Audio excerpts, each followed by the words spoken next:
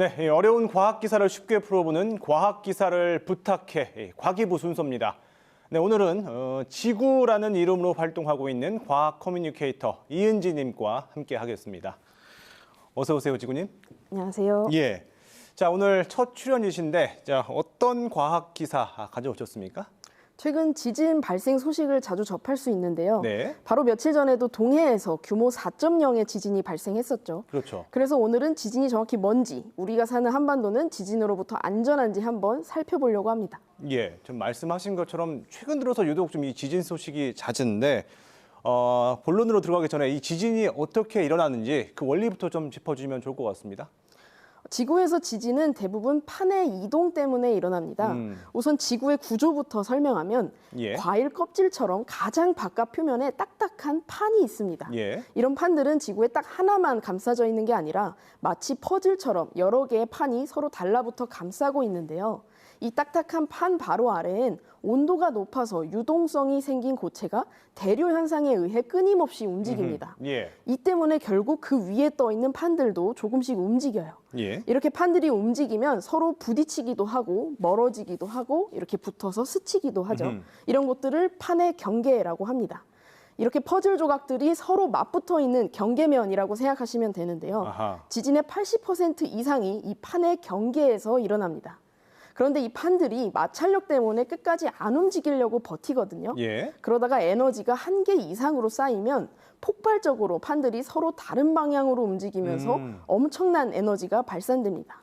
이때 이 큰 힘에 의해 땅이 끊어진 곳을 단층이라고 합니다. 예. 이 중에 최근 1만 년 이내에 지진이 발생했던 곳을 활성 단층이라고 하는데요. 이런 것들은 앞으로도 지진 발생 가능성이 높다고 보고 있습니다. 예. 앞서 말씀하신 것처럼 이 지진의 80% 이상이 이 판의 경계에서 발생하기 때문에 주로 뭐 일본이나 뭐 튀르키예 같은 이 판의 경계에 있는 나라에서 많이 지진이 발생했고 상대적으로 우리나라는 지진에서 좀 안전하다 이런 인식이 있었는데 최근 들어서 특히 이제 동해 쪽을 중심으로 지진이 자주 발생한단 말이죠. 그 이유가 뭘까요?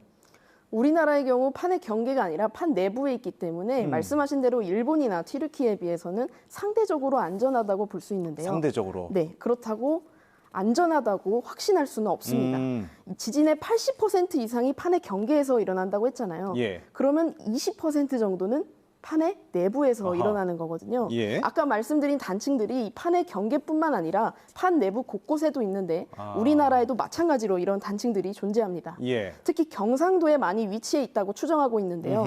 이번 동해 일대 지진의 발원은 아직은 명확히 밝혀지지 않았지만 높은 확률로 경상부터 강원까지 이어져 있는 후포단층이나 울릉단층 때문에 일어난 것으로 예상하고 있습니다. 예. 주로 경상도에 이런 이제 단층들이 많다라고 말씀하셨는데 사실 좀 시간이 되긴 했습니다만 이 충청 지역에서도 홍성에서 큰 지진이 있었거든요. 우리나라에서 이렇게 앞서 말씀하신 이런 단층 말고도 혹시 뭐 다른 단층들은 어느 정도 있는 겁니까?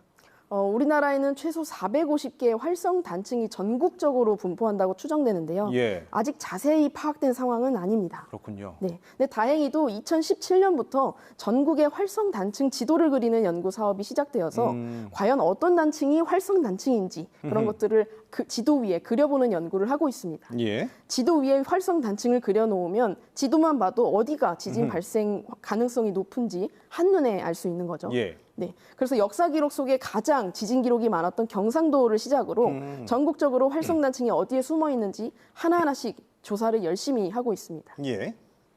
사실 지진에는 안전지대가 거의 없습니다만 판 내부는 판 경계만큼의 큰 에너지가 영향을 미칠 일은 드물어서 우리나라에서 규모 7.0이 넘는 지진은 일어나지 않는다고 보고 있습니다. 예, 7.0 이상의 규모의 지진이 발생할 가능성은 낮다. 네. 지금 말씀하신 것처럼 이 지진하면 규모도 있고 또 진도라고 하는 또 숫자도 따로 있단 말이죠.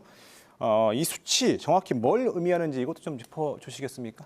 네, 규모랑 진도를 헷갈려하는 분들이 많은데요. 예. 규모는 지진이 방출하는 에너지의 양을 나타냅니다. 그래서 우리나라 동해에서 발생한 지진은 규모가 4.5, 그다음에 경주에서 일어난 지진은 5.8이었거든요. 예. 튀르키예는 7.8이었고요. 예. 그럼 경주의 5.8 규모 지진보다 튀르키예에서 발생한 규모 7.8의 지진이 숫자가 2.0 더 많잖아요. 그렇죠. 그러면 2배 강한 걸까요? 아닙니다.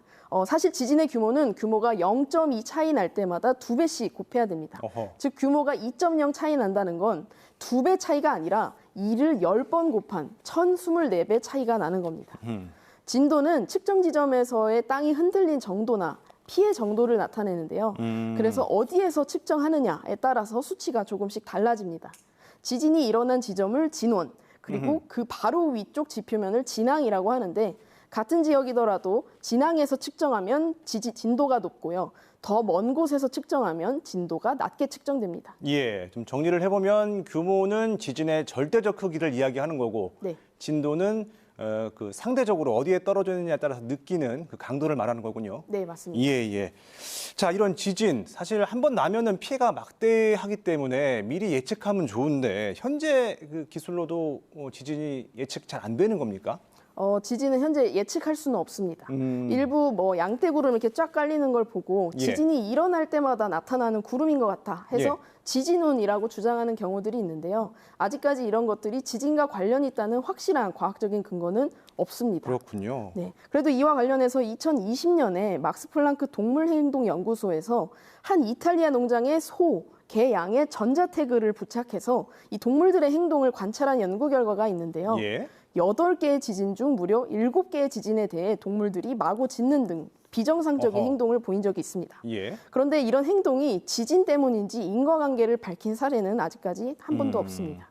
그래서 조만간 후속 연구가 빠르게 이루어져서 지진의 피해를 줄이고 지진을 미리 대비할 수 있었으면 하는 개인적인 바람이 있습니다. 예, 이 지진과 관련한 여러 소식들 쉽게 풀어주셨습니다. 지구님, 고맙습니다. 네, 감사합니다.